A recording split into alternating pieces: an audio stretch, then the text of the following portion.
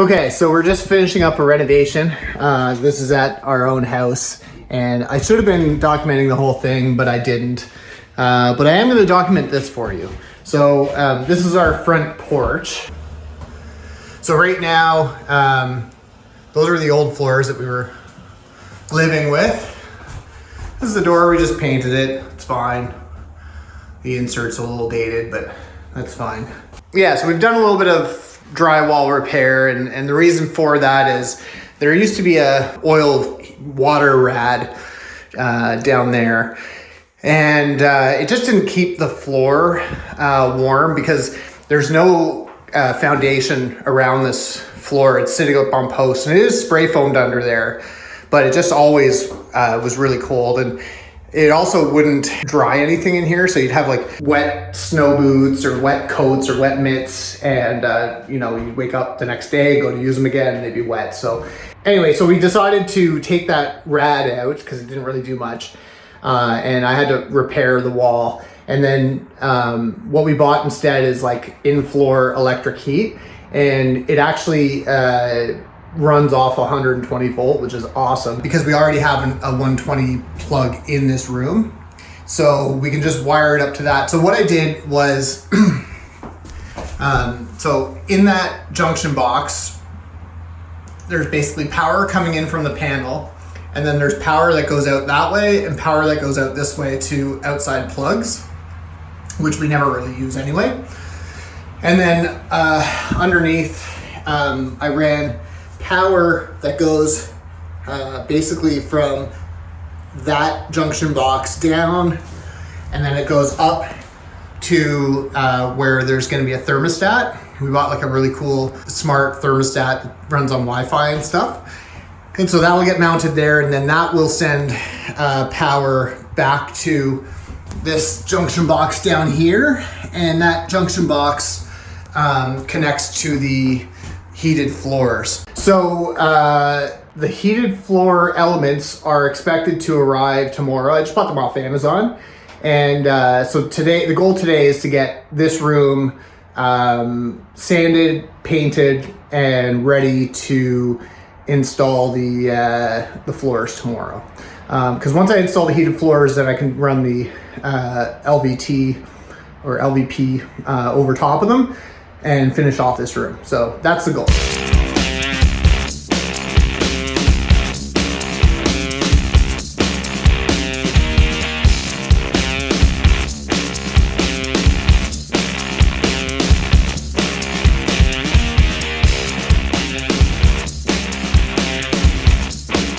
Okay, now that I've got that all cleaned up, it's time to start sanding and making a mess again.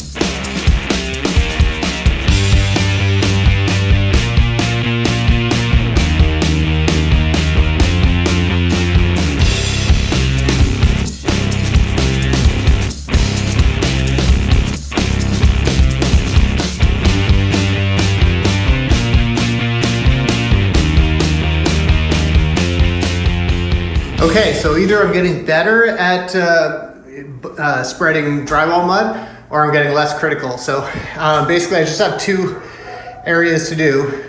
One is around this thermostat. You can still see the tape poking out here, and it's just a little bit rough to the touch. So I'll spread a skim coat over that.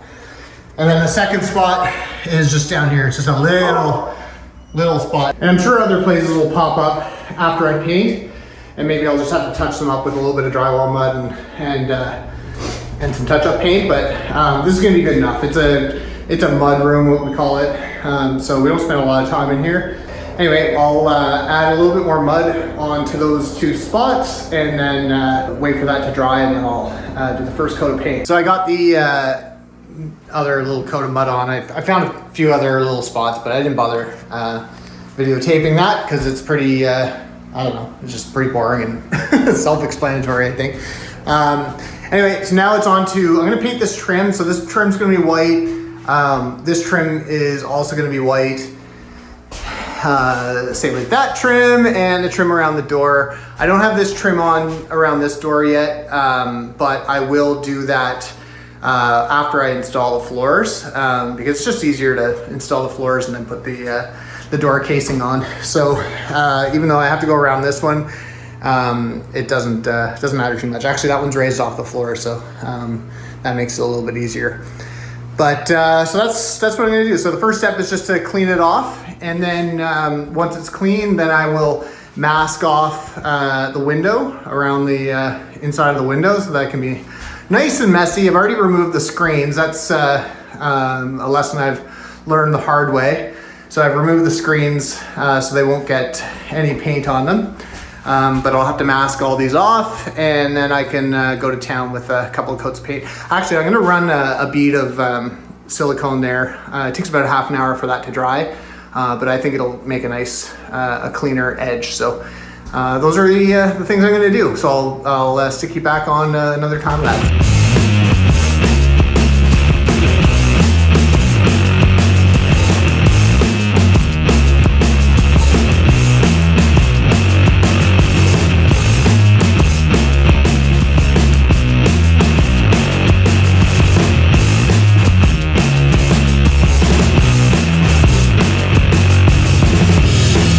Okay, here we go. All taping has been done, and I'm ready to start kind of painting the trim, doing the first coat. So let me just show you what I've done.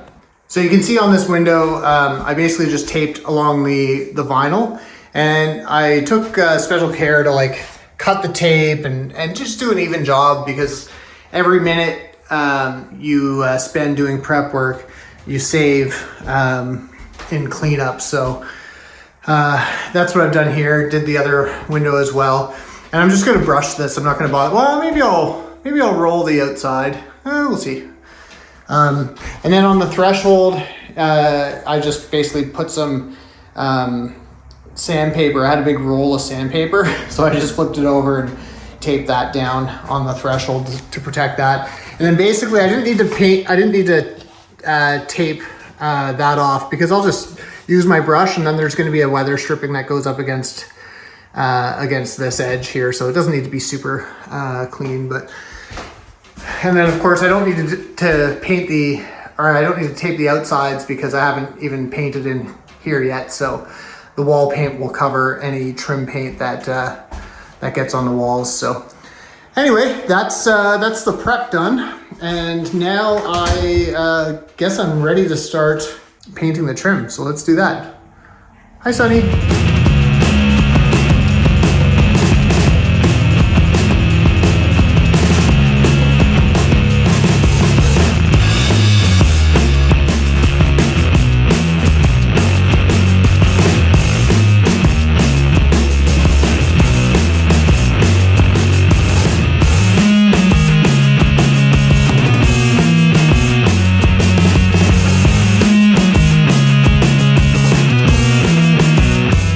Sunny's come to inspect the job.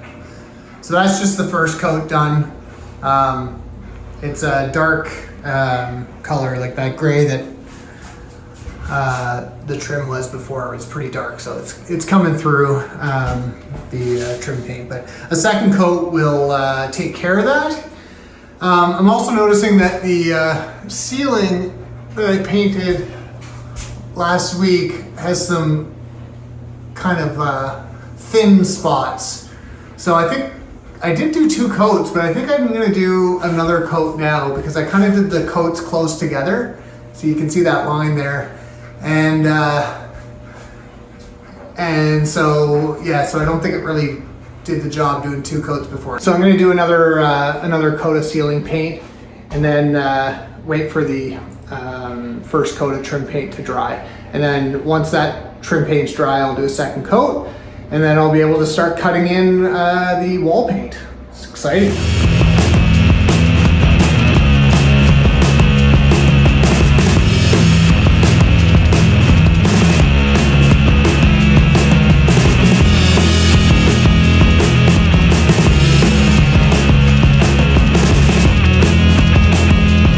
There we go, we got the second coat on there. So it goes on pink, but then it dries white.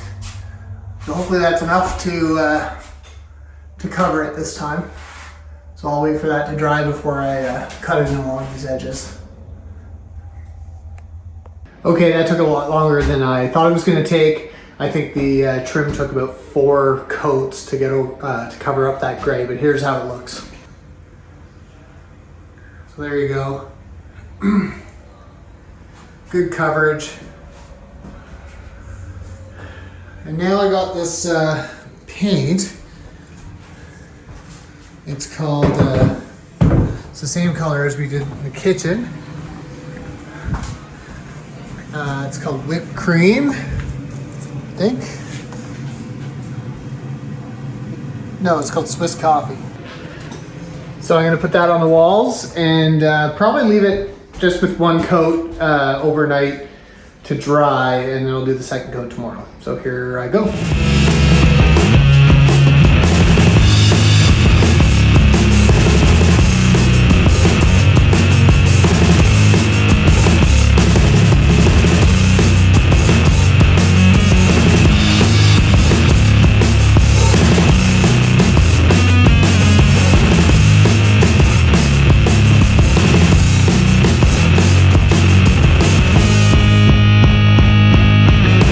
So it's the next day. I woke up early and, well, actually, I stayed up late last night and put a coat of paint on the walls, and I cut in all around the windows and around the ceiling. And then I woke up, and then I left my dehumidifier in here overnight to like make sure that the paint was dry when I woke up. And I woke up early and put a 2nd coat of paint on the walls. So here's how it looks. So, oh yeah, and then I put this, it's like a underlay down. I'll show you the box. There's Sunny. Hey, Sunny. Sunny's gonna show us. So it's called Life Proof. Works with floating floors, easy to install, universal underlayment. And I bought, here's the instructions on it. I bought just 1 package because the room is only 46 square feet. So the package comes in 100 square feet. I think it was $79 for the pack. So I put 2 layers down, and it's amazingly insulating value already because like there's no heat in this room right now, and the floors are considerably warmer to the touch than when I didn't have anything on them. So that's nice. It's stopping some of the cold air or the cold temperature from coming through the floor. So here's what we have. You know, everything's been painted. The this little piece of drywall here, I'm just gonna like not even bother screwing that in, because if I ever have to service it or anything like that, I just need to take off the baseboard and then take out that piece of drywall, and then I can run a new wire or whatever. I mean, if I have to replace the heating element someday, if it fails, then I'll have to take up all the flooring and do that. But anyway, this just makes it easy. You can just pop that back on. And I tested the baseboard with my flooring, and the baseboard comes to about up here, so it'll hide that whole seam and everything. So okay, so here's the thing. I got home and the flooring arrived, and I was talking with my dad about the work I'd done, and he's like, "Where do you put the probe for the heated floors for the thermostat?" It turns out I didn't pre-wire the probe, because the probe comes with the thermostat, which arrives in a few days. So I guess I'm just gonna have to wait until that arrives. But here is the flooring. Let me show you. So this is the brand I got. It's called Quiet Warmth. And so it comes in, well, I got two different sizes. So the one on the left is 4.5 feet wide, and it's 10 feet long. And the one on the right is 1.5 feet wide and 10 feet long. So what I'm gonna do is, you can actually cut it to length. So this room is about 7 feet, 7 feet from here to here. So I'll cut 3 feet or so off of them. I was reading the instructions. You actually need to leave a 6-inch border around the whole room per manufacturer recommendations. So I'll do that, and I guess I'll have to wait for the probe to arrive. So the probe basically is going to run from that box down. I'm just going to fish it right down to the floor there, but I can at least get started on the work to run a fish anyway, so that when the probe arrives, I can just pull it right up and it'll be nice and quick. Okay, so I had to leave town for business, so it's about a week later, but let me show you what I did. So this is the thermostat that I installed. It's off right now because it's all connected. So what I had to do was run this probe wire. I had to cut a little hole out there, and then I used the wire that was in that box as a fish, and I tied a fish to it, and I pulled it down to this hole. And then from this hole, I tied this wire up to it and fished it up into the box. And then I just had to run the fish from there to bring this wire over to this hole. So now I'm just gonna cover that up. And what I did is I made a line of where the top of the baseboard is gonna be with the finished floor, and I just cut right underneath it. So this won't be seen, and so I won't have to do any mudding or taping or painting to cover that up. So that's what I'm gonna do here now is just screw that back on, and then I guess I'll route the thermostat wire, the probe wire through that hole, and then I'm gonna lay the electric heating mats on the floor and route those wires around as well, and then I can start laying the floor on top. So here we go. Okay, so here's what we have. We taped down the 2 I guess elements, we'll call them. Just use some tuck tape, and then we routed the wires, and we kind of brought the probe just there and taped it. We cut a little channel because it's kind of sitting high, and yeah, so that's what we have. And then I pushed all the wires back in, put my little piece of drywall back in place, and I've connected them. So now I will turn them on and see if it works.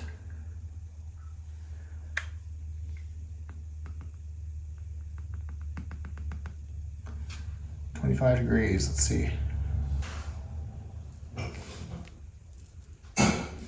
Yeah, I can definitely feel this one getting warm.